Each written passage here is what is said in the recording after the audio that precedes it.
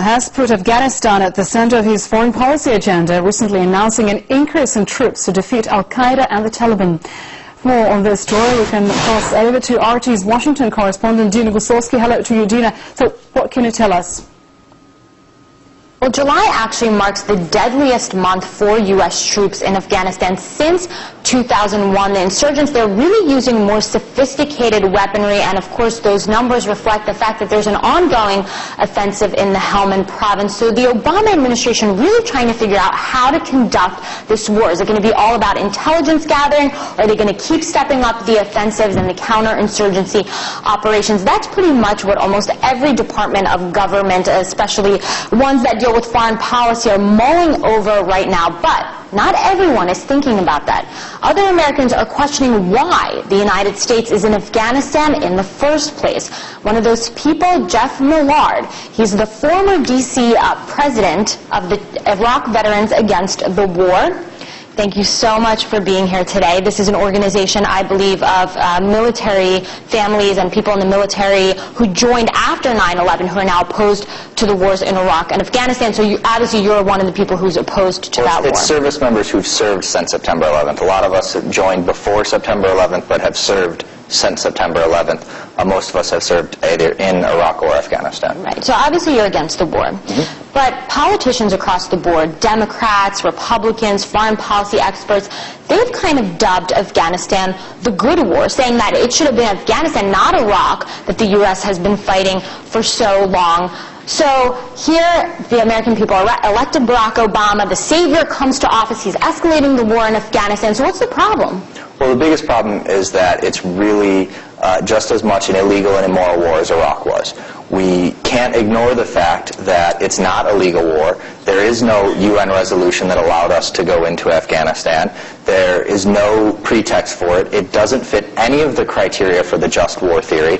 And the fact of the matter is that when you're seeing post-September 11th, that heightened emotional state of the American people, that heightened emotional state, that fear, was really used by the Bush administration to go after Afghanistan and then Iraq, much in the same way. If you look at it, we didn't go in tactically to go after the people who actually committed the acts of September 11th. But wasn't the U.S. going there to liberate the people of Iraq, and now they have to liberate the people of Afghanistan, no? Actually, not whatsoever. If you look at the original arguments for war, liberation of the people wasn't among any of those arguments. They wanted, originally, they used the fear and the emotion created by the attacks of September 11th in order to manipulate the American people into war.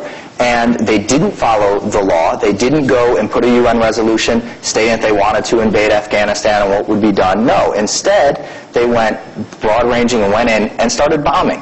The fact is that we could have actually gone in tactically with an international coalition, gotten Osama bin Laden, and put him underneath an international court. That didn't happen. Instead, we go and we start bombing other countries, we start having civilian deaths, and this doesn't lead to a better future. One of the criteria for a just war theory is that you have to eliminate more evil than you bring into the world. And let's be clear and honest that the war in Afghanistan has brought more evil into the world than it's taken out. But how can you continue arguing that point in light of what just recently happened in Jakarta? Because people who argue for the war say, look, this is not just an American problem. This is happening all over the world. These suicide bombings, these terrorist attacks. So how do you kind of counter that? Well, the biggest counter for it is that war does not work when trying to counter terrorism. What does? Well, the fact of the matter is if you look at, let's say, domestic terrorism in the United States and what's worked to curb domestic terrorism, let's take a look at, say, the Oklahoma City bombing. We went, we had an investigation by the FBI, we found out who was responsible, they went on trial in front of a jury of their peers, was convicted, and sentenced. We're not seeing that when it comes to foreign-born terrorists. We're seeing that with domestic terrorists, but not foreign-born terrorists. Instead, we want to go to war, we start bombing civilians, and all that does is create more people who hate the United States. I have news for those people out there who think that people hate the United States because of our freedoms. There's people who hate the United States? There are. Yeah. There are a lot. And they don't hate us because of our freedoms. The fact is... So why do they hate the U.S.? They hate the U.S. because we meddle in foreign affairs.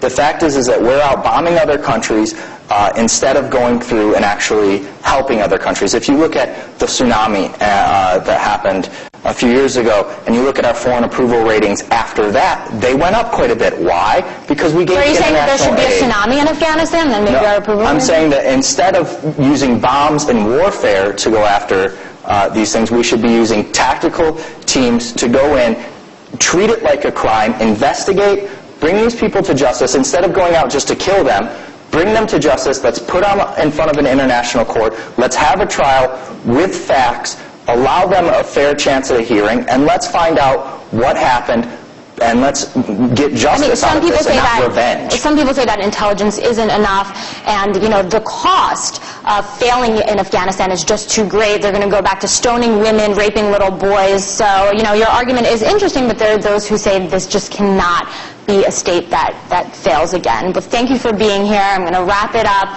Back to you in the studios of Moscow. Definitely an interesting debate here when it comes to the issue of Afghanistan. Our correspondent in Washington, Dina Gosolsky, thank you very much for this.